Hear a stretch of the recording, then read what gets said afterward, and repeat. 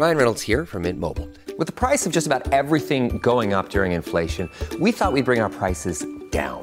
So to help us, we brought in a reverse auctioneer, which is apparently a thing. Mint Mobile Unlimited Premium Wireless. How to get 30, 30, bit to get 30, bit to get 20, 20, 20, bit to get 20, 20, bit to get 15, 15, 15, 15, just $15 a month? Sold! Give it a try at mintmobile.com/switch. $45 up front for 3 months plus taxes and fees. Promo rate for new customers for limited time. Unlimited more than 40 gigabytes per month. Slows full terms at mintmobile.com. Today on CityCast Boise, we're catching up on the news of the week with our Hey Boise newsletter editor, Blake Hunter. CUNA and Caldwell schools are facing big budget cuts, a new parking plan for e-scooters is materializing, and flying home to Boise could get even more delicious soon. Plus, Canyon County celebrates their first ever Pride Festival. It's Friday, June 7th. I'm Frankie Barnhill in for Lindsay Van Allen, and this is what Boise's talking about. Blake, happy Friday. Thanks for joining me. Hey, Frankie. Thanks for being here. Okay, so let's start with this piece from KTVB did an article about the CUNA school district and some budget cuts that they're facing. Tell us what's going on here. Yeah, so CUNA, we're going to be talking about a lot of different school districts in places that we've seen so many headlines. We've talked so much about population growth there recently, and yet these schools are really struggling for several different reasons. So in CUNA particularly, they're looking at cutting about $5.7 million in their budget because of a failed supplemental levy back in May. Just a few weeks ago, and already, the school district is really kind of trying to put their head together, figure out what's got to happen because $5.7 million is a big need. Because, of course, they have to start planning for next school year. Exactly. It's coming right up. Yeah. Yeah. Once they learned that voters weren't going to give them the levy they said they needed, then they have to make these cuts. Yeah. There's a limited amount of time to do it in. But they're trying to make it happen. And so one of the things that they're doing is essentially cutting about 24 positions, which is always kind of the red flag, especially in public education, but I guess education in general. Whenever there's sort of budget cuts, of course, everybody starts looking at whether they as an employee might be cut, what services might be cut from a school because of the loss of those positions. And it looks right now like the school board is, of course, attempting to try to impact classrooms the least, where learning actually takes place in that more traditional classroom setting. So trying to reduce the amount of teachers that they might have to fire, possibly to none. And so what that means instead is that those cuts are going to come at different certified positions, including, it could be anything as far as like tech positions, right. Librarians, janitorial staff even is a big one, and things like that are, they're not in the classroom all the time, but it is where a lot of learning of other forms take place. And it's also where a lot of services come from, especially if you think of like lower income kids, Sure. having access to all sorts of things. And so that's what the school district is dealing with right now. And that's, again, not just because of the funding from the supplemental levy, but, the schools have just been feeling the crunch for a few different years. And also just recently in Idaho, we had the return to attendance-based funding for schools. And of course, that throws a wrench in things as well. Yeah, because I suppose, as you mentioned, CUNA's seen a lot of growth, a lot of change, moving rapidly from farm country to some palatial estates. I was looking at this one development just a minute ago online that's like, got a pool and the pickleball courts and the tennis courts. And it's like, that's in CUNA, Idaho. For more than $500,000, you can buy into that. But of course, we're seeing across the Treasure Valley some places, including like in CUNA, where school attendance might not be keeping pace with the growth because who's moving to places to afford and to move into like these kind of estates, essentially, are people who have income, disposable income, and are maybe facing retirement or have already retired. And they're, retiring to a beautiful home in CUNA, but that means that they're not raising kids, which means that those kids aren't going to school, which means that the districts aren't necessarily benefiting for that attendance-based funding model you mentioned. Yeah, and I think, I'm so glad you mentioned the impact to low-income kids because, of course, I mean, yeah, if you're a middle class family or upper middle class, certainly you'll be able to find tutoring and, send kids to summer camps and to after school activities that you pay for out of your pocket because you have the funds to do so. But for the low income families, I mean, school is where the learning outside of the classroom to really, enrich their education, that's where it happens. Yeah, it's not just all in the classroom. And, we have a couple more failed levies to talk about today, but also it makes me think of, across Idaho, this has been a really big problem for several years of levies and bonds failing in school districts where the need seems really plain. Like the need is very present in the community, and for lots of different reasons, voters aren't signing off. And a big part of the reason, too, is that it depends on what kind of levy we're talking about. But most of the time, they require a 2/3 supermajority. Yeah.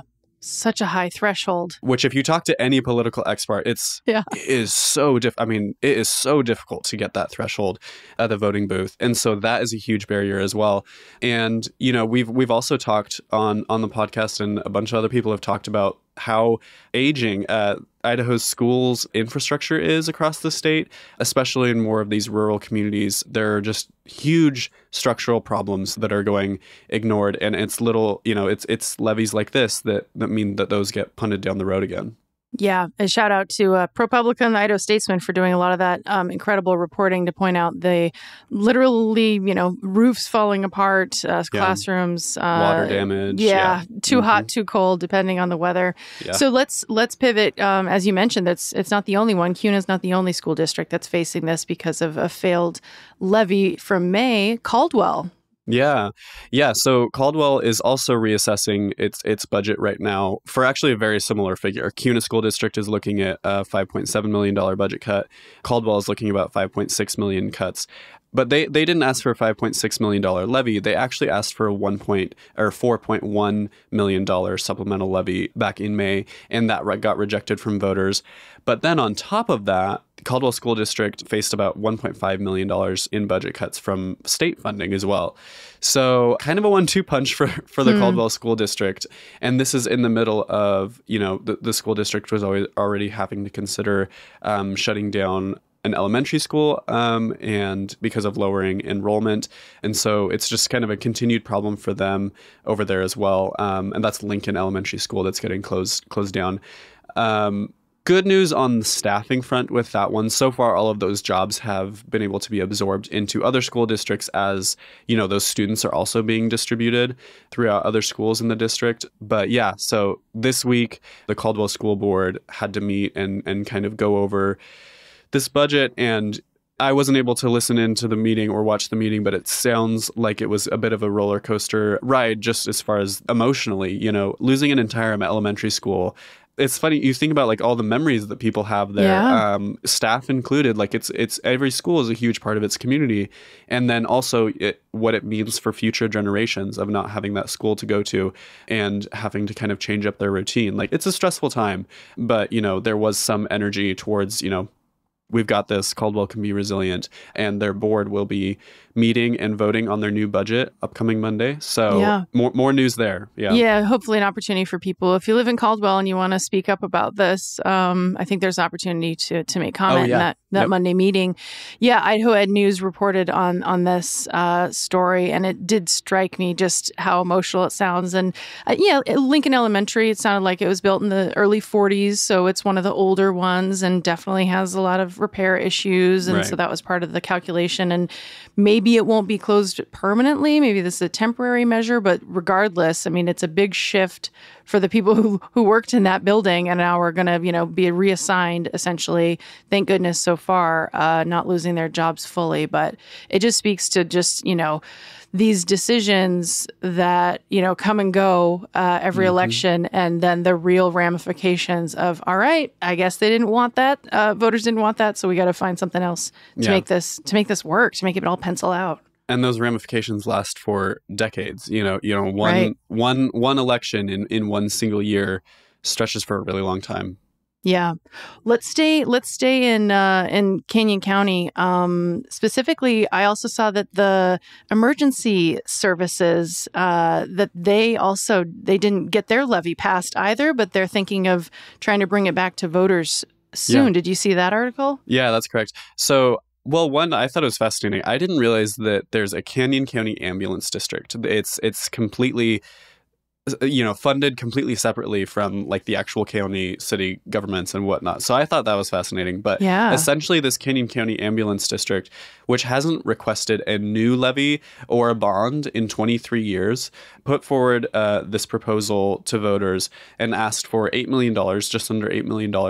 And that would go to quite a few things. So it would have gone to rebuilding a station in South Nampa, and then building an entirely new station in South Caldwell. So you think of South Nampa and South Caldwell; those are areas in which there's a lot of growth out there. So much growth, right? Like southward expansion away from the interstate. Totally. And then adding 2 new ambulances and 12 paramedics to staff those ambulances. So that would have been all that $8 million, and it was adjusted to kind of be, satisfy the requirements that are anticipated for at least the next decade or so, or 7 to 10 years, I think they said, on the levy. And yeah, like I said, it was the first one in 23 years, but voters rejected it. It looked like for a lot of voters, the property tax increase that it would have meant would have been a little bit hard to chew. And actually, again, this is another one where the ambulance district would have needed a 2/3 majority, so 67% of the voters' approval, and they only got about 41. So pretty resounding. Like 25, 26%. Yeah, that's a tough one for the district. Yeah. What do you think, though? I mean, the growth of this particular area and the emergency needs, it only makes sense with more people moving there that, it's going to be stretched pretty thin. It's almost like we've seen this a little bit with different levies, whether it's school ones or things like, EMS services or whatever, where it's like voters need to see it a few times on the ballot before it can actually get passed. It's true. Yeah. And yeah. So they want to bring it back in November. And essentially, if I was a part of the ambulance district, I would be really hoping that maybe voters only need to see it twice. Right. Because one of the other things that they mentioned in kind of putting their heads back together after this rejection was saying, we're already stressed. The EMS services out there are already overstaffed. They're over budget for overtime pay and already struggling. They already often have to call off ambulances because they don't have enough paramedics to staff them. So red flag there, because that essentially means that, those emergency services aren't there for people who need them. And also, that's terrible. That's a horrible situation for anyone to be put in. It's terrible for the medical staff as well. But it could mean a lawsuit. It totally could mean that, the district is responsible to taxpayers to be able to provide these services. And if taxpayers aren't able to receive those services in a meaningful and appropriate time under a legal lens, then it could mean in a really nasty lawsuit, that then would just pile on more bills for the district, right? So I'm sure that folks there are really trying to get the word out about this vote that will come back up in November and try to get those services approved. We'll definitely link to the Boise State Public Radio did a great article about this, looking into that meeting and what this means. And thanks for sharing about it, because it doesn't seem like this problem is going away in Canyon County anytime soon, given the growth and all the people who continue to move there. Absolutely not.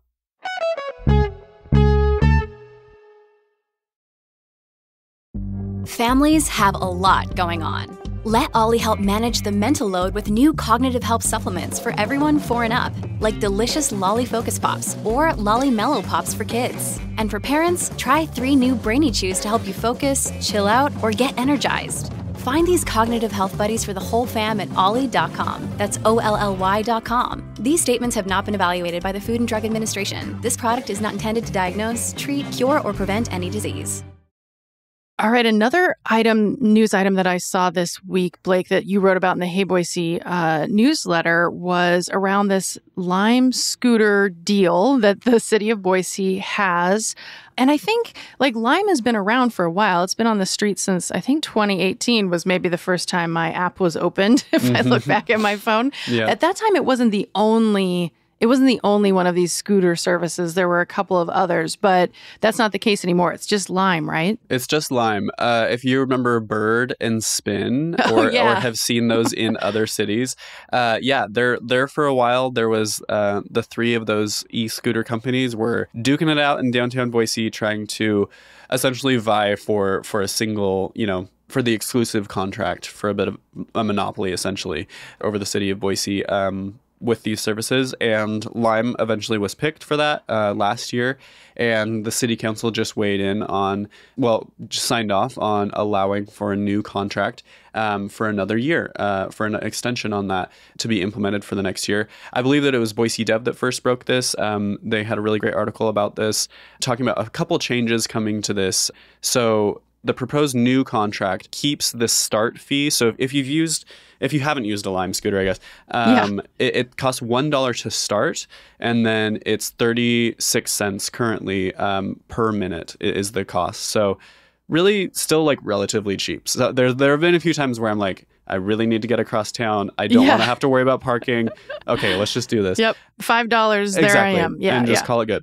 Yep. And so the $1 start fee is going to stay the same, and then the per minute charge is going to increase to 39 cents. So only by 3 cents, which seems pretty solid to me. And then also there are a couple other things. So one, if you might have heard about folks particularly using wheelchairs, but also folks with other disabilities and other needs having to deal with the issue of a large, bulky, I don't know if you've tried to just pick one up and move it off the sidewalk, but they're so really heavy. They're chunky. Why are they so heavy?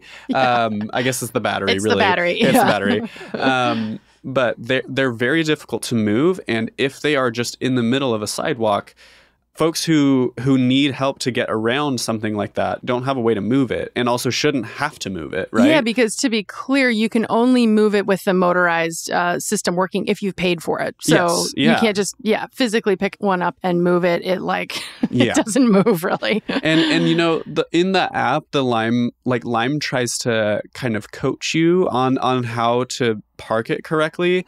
Yeah. But you see scooters all the time that are just out in the middle of the sidewalk. And I mean, first and foremost, that's horrible for people who need to just have access to the middle of the sidewalk. It's also just inefficient. It's terribly inefficient for everyone.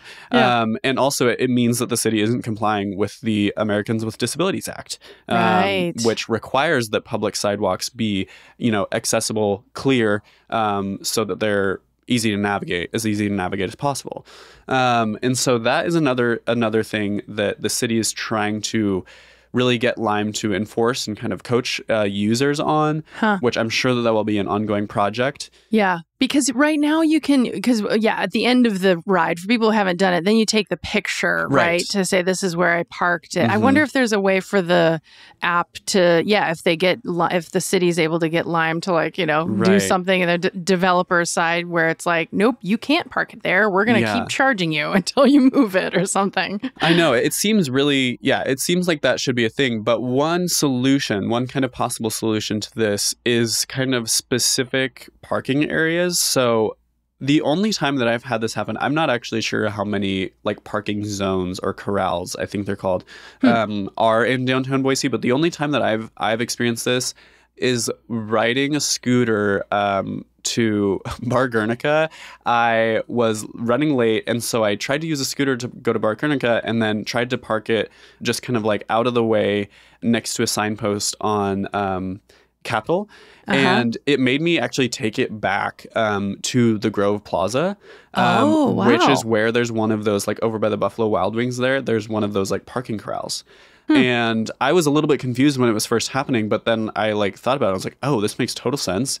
Also, there's 12 other Lime scooters here. I should have seen that and noticed what was going on. That's one of the ways to get around this accessibility issue is by creating these like designated parking areas. And so within this contract, Lime is going to agree to essentially create, I think it's a total of 40 of these little parking corrals. Some of them over by Boise State, as well as throughout downtown for the most part, to try to enforce this and see how it goes. So there's going to be a pilot program of that going on. So if you are trying to park and it says that it won't let you, don't freak out. It's probably just trying to guide you to a corral that's probably pretty close by. So yeah. And I would hope, I mean, with 40, I'm just thinking that number seems like enough in theory so that it's not inconvenient, right? Because part of the whole point of the scooter thing is that it's just so convenient. You can pick it up wherever you see the nearest one and drop it right in front of where you want to end up. But maybe the drop is now, an extra 1 minute walk or something like that. Yeah, I think so. That's at least what it was for me. Once I figured out what was going on, it was super simple. Sure. So we'll see how the pilot program goes. Yeah. Trust the app, I guess. Trust something. Yeah, it's also just so fascinating. I think I saw also in that Boise Dev article, just the number of trips that people are really using these scooters. Which makes sense. I've seen so many people using them. Yeah. Yeah. I mean, it just, it's been enough time for people to adopt it, to understand how to use it. And maybe it's even simpler in some ways that it's just one company and all of that now. But yeah, I mean, and it does reduce, at least according to what the users reported, that many of them used it in replacement for a trip they would have taken by a car, just like you suggested that you've done in the past too. So, I mean, if part of the goal, which of course that is part of the city of Boise's goal overall, is, get more people out of their cars, using other ways of getting around, including e-scooters, and making air cleaner in theory, and reducing congestion and all of that. Yeah, definitely reducing congestion. I thought one tidbit in the article that was really interesting is that, you think of days when scooters might be really, really popular. And of course, most of those are going to be in the summer. But this can also kind of make not just congestion safer and lessen congestion, but also can make the roads a little bit safer because this one stat really shocked me, which is that after BSU's homecoming football game last year, Boise rocketed up to 14th highest city in the world for ridership on that particular day because so many people were using them, to get to and from the game and then stuff afterwards and whatnot. So, I mean, 14th highest city in the world. There were certainly some people who shouldn't have been driving, who otherwise might have been driving, who were taking scooters instead. So that's a win, at least. Yeah. I suppose. Yeah. Which is worse? Definitely getting in a car is much worse. Yeah, no. I guess. Getting a scooter. Yeah, I'm not co-signing driving a scooter while drunk. I guess because that's certainly dangerous. But I guess better than being in a car. Yeah. I think that is fair to say. So. Okay, Blake, what's your pick of the week? What did you see this week that jumped out at you or something you're excited about? What's going on in your world? I'm really excited that on Sunday, Canyon County is going to have its first Pride Festival. This is a big step for Canyon County, I feel like. And, we had one of the organizers on, you talked to one of the organizers earlier this week on the podcast. And so I would definitely go check that out, folks. I'm really excited about it. I think that it's about time. I actually can't really. I know that like Twin Falls, roughly where I'm from, has a Pride, and so I'm surprised that Canyon County doesn't have one. And there was a lot of pushback, including from the mayor of Nampa herself. Had some things to say about the Pride Festival happening, and so I'm excited to go be part of it. Support some financially with buying like from different vendors and stuff, and just like hanging out and having a good time. So yeah, I'm excited for this new page in Canyon County history. I hope that I wasn't able to be around for the first ever Boise Pride Festival. So it feel like it's fun to say that you've gone to like Canyon County's first one. Oh, that's such a good point. Yeah. How fun to be able to say that. And you're right. I mean, in some ways it's like, gosh, I can't believe that they haven't had one yet. But, so much of the story of the Treasure Valley is everybody goes to Boise. Everybody goes to Boise. Everybody goes to Boise. But it's like, No, Canyon County, they No. deserve their own. And also kind of fun to have one in June to go to, a festival in June. And then Boise's will still be in September, as it has been for the last several years.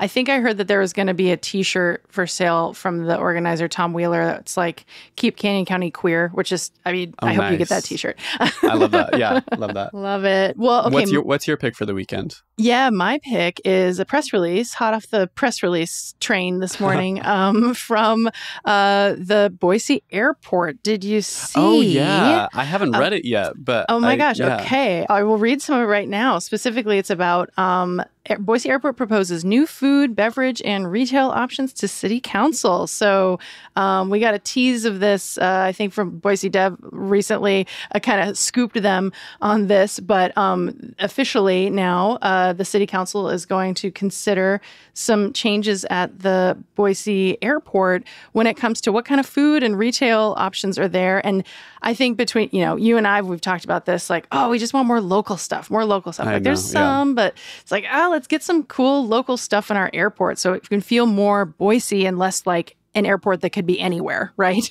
Yeah, absolutely. Like you can kind of feel that in some airports where they like really take the intentional like feeling localism, and you're like, I have arrived in Denver. I have arrived in Minneapolis or whatever. But in Boise, I think it's up and down. There's some things that feel Boise, but others like that could be anywhere. So okay. The good news is it sounds like these are to be considered at least. Flying M, the Still. I know the Still waffle. Oh, the Still up. feels like an obvious choice. I feel like the Doesn't Still it? is so like almost universal. Like everybody loves it. That's a great choice. I think that's true. And then, getting Flying M coffee. Yeah. It sounds great. Waffle Me Up, Blue Sky Bagels. So it sounds like swapping out Einstein Bagels for Blue Sky Bagels. Do it. Love it. Yep. Another local coffee shop, Form and Function, is also potentially going to be in there. And then Bites by Talaya Wine Company. I'm reading from the press release. That sounds cool. I'm very interested to learn more about that. And then a quote, Treefort branded restaurant. Oh. I'm like, what is that? What is a Treefort branded restaurant? We got to talk to Duck Club to find out what the hell that is. But I'm like, does anyone work harder? Wow. Yeah. Yeah. They're doing lots. They're doing it all, including maybe being in the airport. But yeah, so I guess Smash Burger's out. Yeah. Okay. So great. We won't.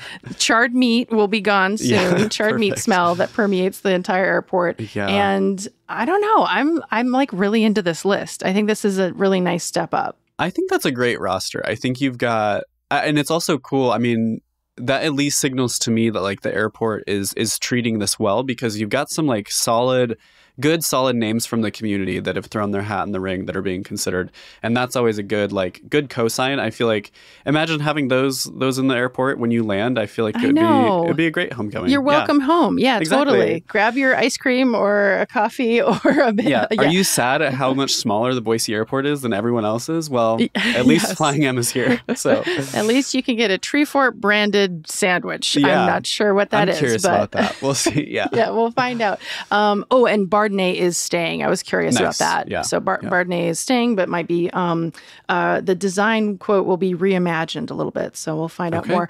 This still is up for, it's not official yet. The city council needs to sign off on everything, but it's seeming like we're headed in this direction. Otherwise, they wouldn't be sending this press release out. So yeah, that's so exciting. Wow. I know. We talked to the Boise airport director, Rebecca Hupp, earlier this year, and she was talking about how they were looking to try to incorporate more local concepts, more local businesses in the airport. So it really seems like they're doing it. Yeah, I think that's awesome.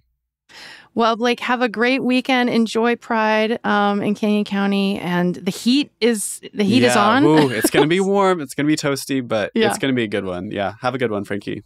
Thanks.